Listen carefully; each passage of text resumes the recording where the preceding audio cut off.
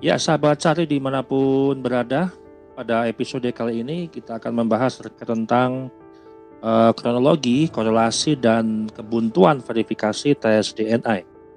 Yang akan kita bahas kali ini bukan substansi terkait ilmu DNA, namun kita membahas adalah narasi yang telah beredar secara publik. Dan ini adalah sebuah memori kolektif yang publik kumpulkan dari tahun-tahun sebelumnya, bahkan jauh sebelum polemik nasab itu mencuat ke publik.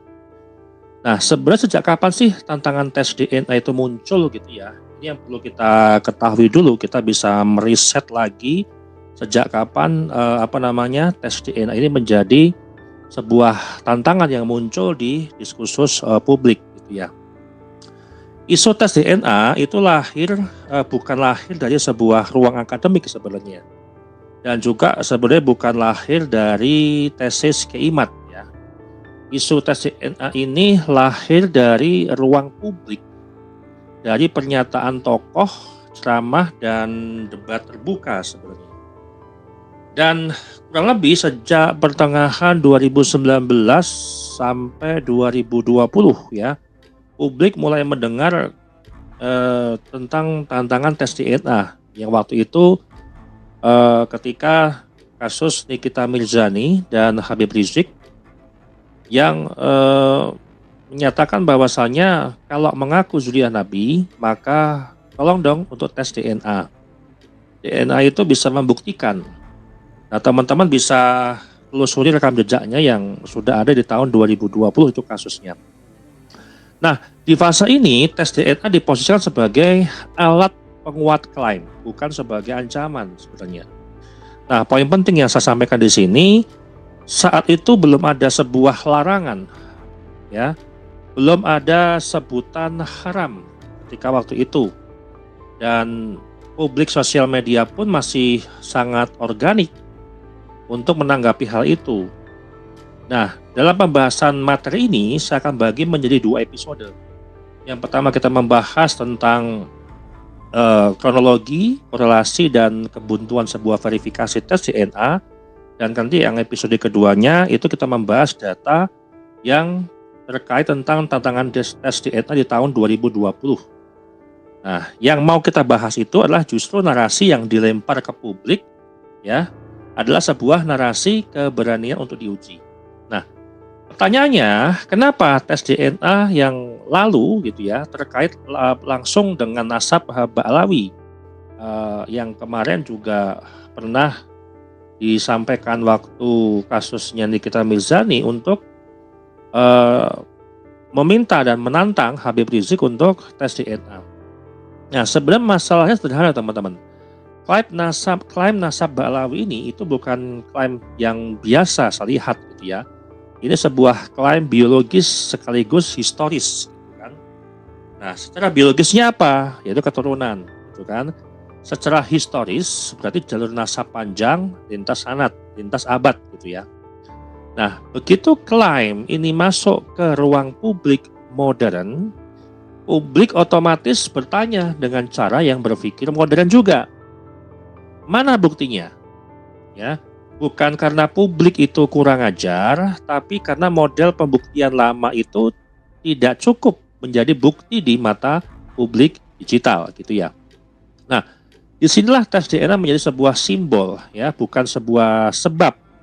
Perlu kita luruskan, tes DNA ini bukan sebab konflik sebenarnya. Tapi tes DNA itu hanya simbol dari tuntutan pembuktian.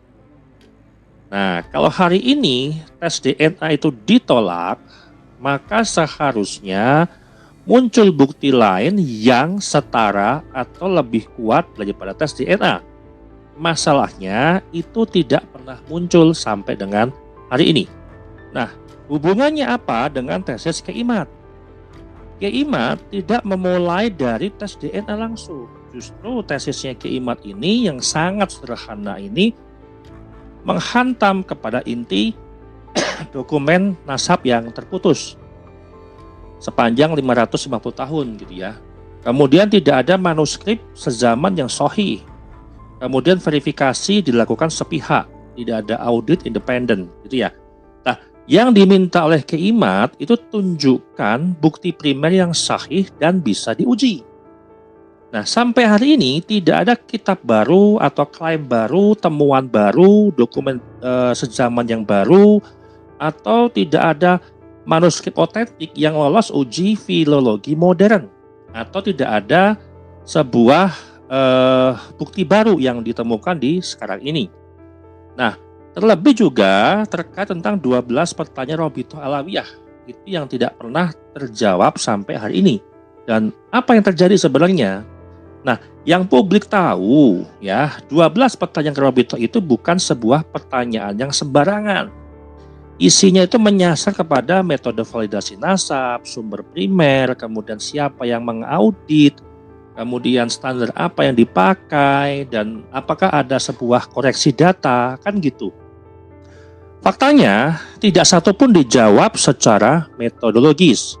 Yang muncul itu justru pernyataan normatif, seruan adab, kemudian legitimasi tokoh, klaim yang sudah diakui oleh ulama dunia ataupun ulama Nusantara. Dan ini bukan jawaban yang ilmiah. Nah, pertanyaannya, publik kan menjadi fokus terhadap kedua hal tadi, gitu ya. Kenapa sampai hari ini tidak ada temuan baru? Ini poin yang paling krusial yang menurut saya lihat, gitu ya. Kalau memang nasabnya itu sahih, ya dalam waktu 3 tahun inilah harusnya sudah muncul riset baru, kemudian manuskrip baru, audit ulang, kemudian apalagi verifikasi lintas disiplin, gitu ya. Tapi yang terjadi justru yang diulang hanya pengakuan-pengakuan lama, bukti-bukti lama atau narasi lama. Pengakuan ulama itu tidak sebagai memverifikasi secara ilmiah. Apalagi jika tidak ada metode, tidak ada data terbuka, tidak ada mekanisme bantahan, gitu ya. Nah, di poin ini publik mulai mengaitkan semuanya. Memori kolektif publik itu bekerja melihat flashback di tahun 2020. Yang bisa disimpulkan adalah publik mengaitkan dengan 3 hal. Tantangan tes DNA yang pernah didorong di tahun 2020. Nah, ketika beresiko, maka tes DNA itu ditolak. Bahkan tidak ada bukti alternatif yang bisa disodorkan ataupun ditampilkan atau diganti yang memang sesuai. Disinilah muncul pertanyaan keras dari publik. Ini sebenarnya soal agama atau soal menjaga klaim dari sebuah keruntuhan. Ketika tantangan Nikita Mirzani tahun 2020 untuk tes DNA kepada para habaib ataupun khususnya Habib Rizik waktu itu yang dikasuskan, gitu ya, yang di tujuan sasaran Nikita Mirzani, gitu ya, justru pembelaan dari kelompok FPI waktu itu. Rekam jejaknya memang ada di sosial media, teman-teman bisa cek sendiri itu ya. Dan tidak ada pernyataan resmi dari Habib Rizik ketika itu. Kemudian ketika tahun 2023 bulan Mei kalau nggak salah, di sebuah ceramah ada sebuah statement yang mengkaitkan bahwasannya wajib tes DNA bagi Habib-Habib palsu yang mengaku cucu Nabi. Nah, artinya publik langsung mengkaitkan yang tahun 2020 loh. Ini kok kontradiktif, gitu ya. Kemarin itu mengatakan tidak ada respon, kemudian ketika tahun 2023 itu wajib tes DNA, dan hari ini itu mengharamkan tes DNA. Artinya dari tahun 2020, 2023 sampai hari ini 2026 itu statementnya, narasinya tetap sama, tetap haram, dan masih blunder saja kepada teori daripada keilmuan tes DNA. Nah, kenapa saya katakan ini bukan sebuah serangan, tapi pertanyaan yang sah dari publik. Kalau pertanyaannya dijawab dengan data, isu selesai, teman-teman. Selesai, ya.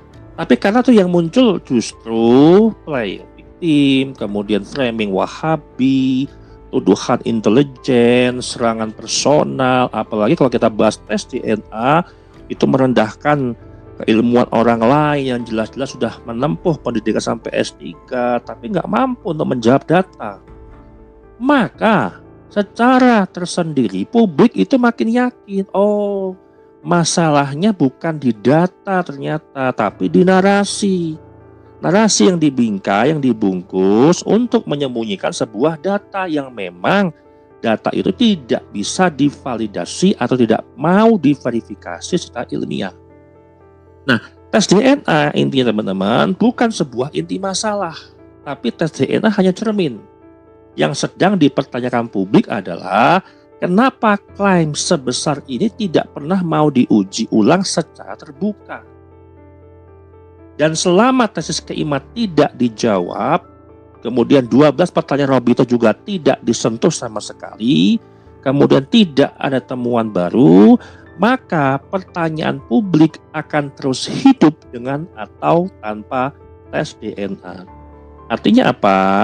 Publik sudah membaca itu sebuah kronologi, korelasi, dan kebuntuan sebuah verifikasi terhadap tes DNA. Demikian dari saya. Terima kasih.